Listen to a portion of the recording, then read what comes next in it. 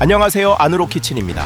지난 덩어리 통삼겹살 콘텐츠로 많은 관심을 받아 이번에도 준비했습니다. 가성비 덩어리 고기 시리즈, 이번에 준비한 고기 한번 보시죠. 돼지 앞다리살입니다. 대한민국에서 가장 대중적인 부위는 단연 삼겹살과 목살일 겁니다. 반면 앞다리살은 공급량이 가장 많은 부위임에도 수요가 적어 매우 저평가되어 있습니다. 우리가 이 기회를 적극 활용한다면 삼겹살에 버금가는 맛있는 앞다리살을 가성비 넘치게 즐길 수 있을 것입니다. 심지어 이번엔 수입산이 아닌 국내산인데 말이죠.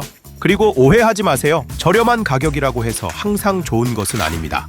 고기를 고르는 기준에서 우선순위는 무조건 신선도입니다. 가격은 그 다음이고요.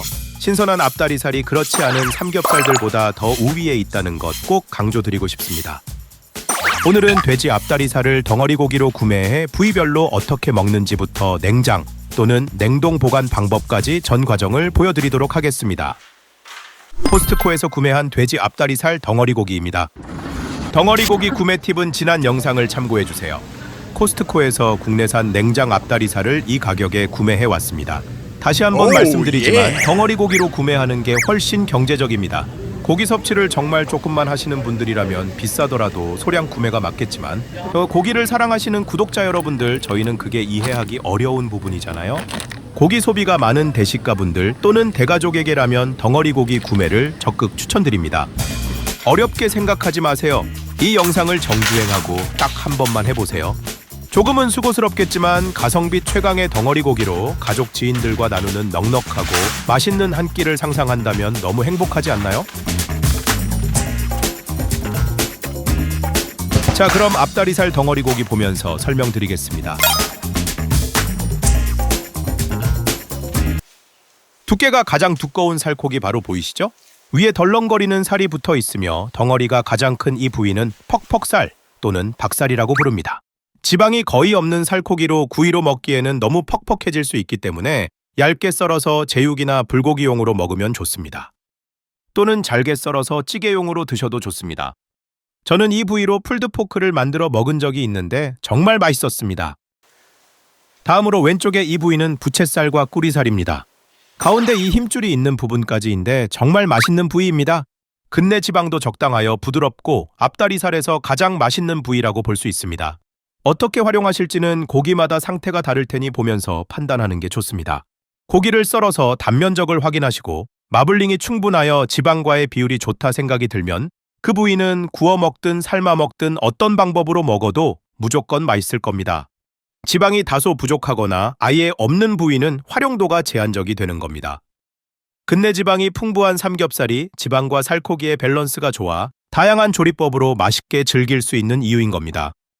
하지만 앞다리살도 충분히 맛있게 즐길 수 있습니다. 삼겹살보다 지방이 적어 고소함은 적겠지만 식감이 좋고 느끼하지 않아 담백한 맛을 즐기시는 분들은 더할 나위 없는 부위입니다. 가격은 삼겹살의 절반에 가까운데 말이죠. 앞다리살의 이 부위는 수육으로 먹어도 굉장히 맛있습니다. 물론 많은 분들이 대부분 삼겹살로 수육을 즐기시지만 저는 개인적으로 담백하고 씹는 맛도 좋은 앞다리살 수육이 더 끌리더라고요. 단 모양이 삼겹살 수육처럼 반듯하게 나오지는 않지만 맛은 삼겹살 부럽지 않습니다. 부드럽고 촉촉한 수육 만드는 레시피들이 많이 있으니 앞다리살로도 수육 꼭 한번 즐겨보시길 바랍니다. 이제 밑에 자투리 부위는 사태로 이어지는 자리인데 이 부위는 모양이 안 이뻐서 찌개용으로 분류하겠습니다. 자, 고기를 썰면서 다시 설명드리겠습니다. 먼저 퍽퍽살 위에 덜렁거리는 살은 부채 덮개살입니다. 부채뼈가 붙어 있던 자리의 살인데 우선 제거하겠습니다.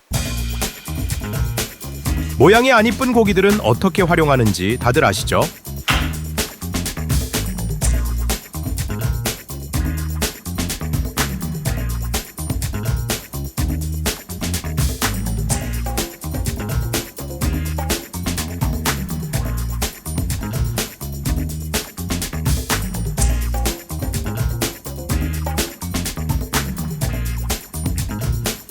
먼저 가장 두꺼운 살코기 부분인 퍽퍽살과 부채살을 경계로 썰어보겠습니다.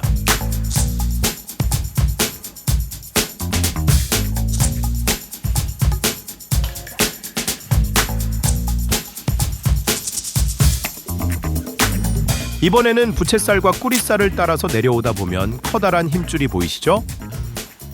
이 힘줄을 경계로 썰어줍니다.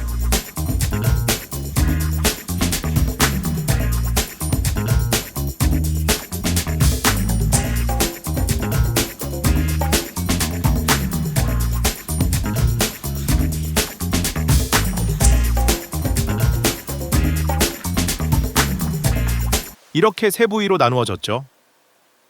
부채살과 꾸리살 부위는 수육용 또는 구이용으로 드시면 좋고, 살코기가 가장 많은 퍽퍽살은 제육, 불고기용으로 드실 수 있고, 찌개용, 카레, 짜장용으로도 활용이 됩니다. 마지막으로 자투리 부위는 찌개나 카레, 짜장용으로 분류하겠습니다. 찌개나 카레 할 때 고기를 아낌없이 팍팍 넣어서 맛있게 한번 드셔보세요. 자, 그럼 저는 부채살과 꾸리살을 수육용으로 썰어보도록 하겠습니다. 5cm 두께로 썰면 적당할 겁니다.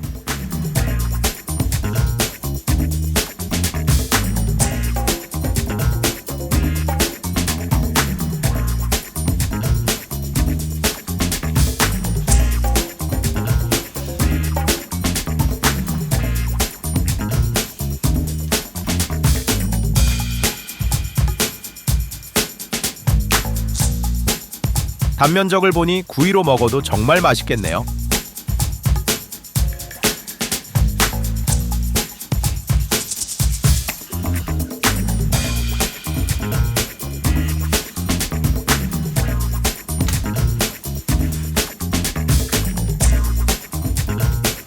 저는 이번에도 퍽퍽살로 풀드포크를 만들 겁니다.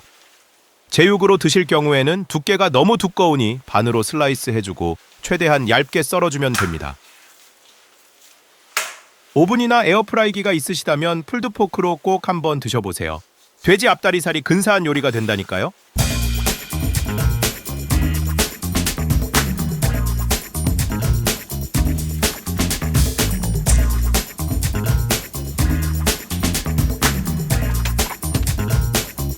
마지막으로 자투리 고기들은 잘게 썰어서 찌개용으로 분류하겠습니다.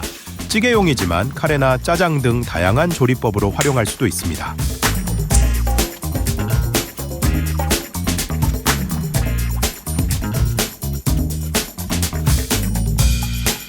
어떤가요? 어렵지 않죠?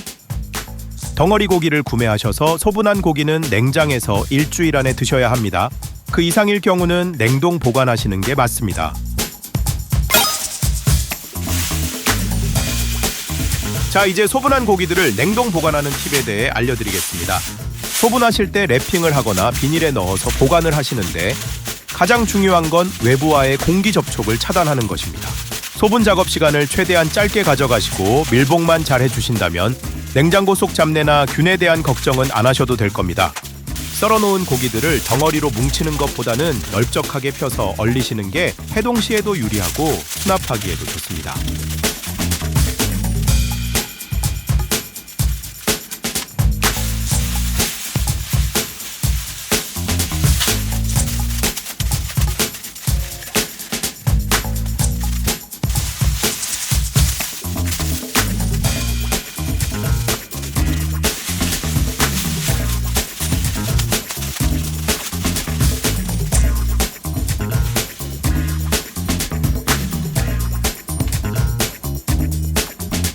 그럼 냉동 보관 후 해동 방법에 대해서도 설명드리겠습니다.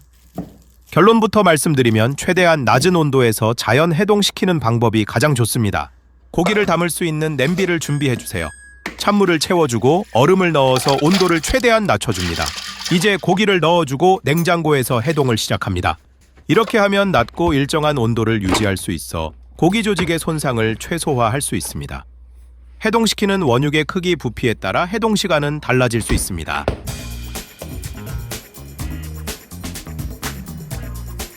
주의사항 하나 말씀드릴게요. 해동한 고기는 절대 다시 냉동하지 마세요. 해동하는 과정에서 육즙이 계속 빠져나가 맛과 영양의 손실이 반복되고, 더 심각한 문제는 해동한 고기에서 세균 증식이 시작되는데 다시 냉동을 한다 해도 고기 속 세균은 죽지 않는다고 합니다. 한번 해동한 고기는 바로 조리해서 드시는 게 가장 좋습니다. 자, 다시 요약해 보겠습니다. 덩어리 고기를 구매해서 소분한 뒤 일주일 안에 드실 양은 냉장 보관하시면 됩니다. 그 이상을 가져가실 경우에는 소분하자마자 냉동 보관하시는 게 맞고, 해동을 하실 때에는 고기를 얼음물에 담궈 냉장고에서 자연 해동하시는 게 좋습니다. 지난 영상에서 소분 후 보관 방법에 대한 질문이 정말 많아서 이 부분 자세히 다뤄보았습니다. 지금까지 덩어리고기 시리즈로 범용성도 뛰어나고 맛도 좋은 돼지 앞다리살 편이었습니다. 최대한 자세히 설명드리고자 부단히 노력하고 있으니 내용이 유익하셨다면 구독과 좋아요 꼭 부탁드립니다. 질문이나 여러 가지 의견들 댓글로 많이 남겨주시면 콘텐츠 제작에 상당히 큰 도움이 됩니다. 빠짐없이 하나하나 다 읽어보고 참고하도록 하겠습니다. 초심을 잃지 않는 미래의 100만 유튜버 안으로 키친이었습니다.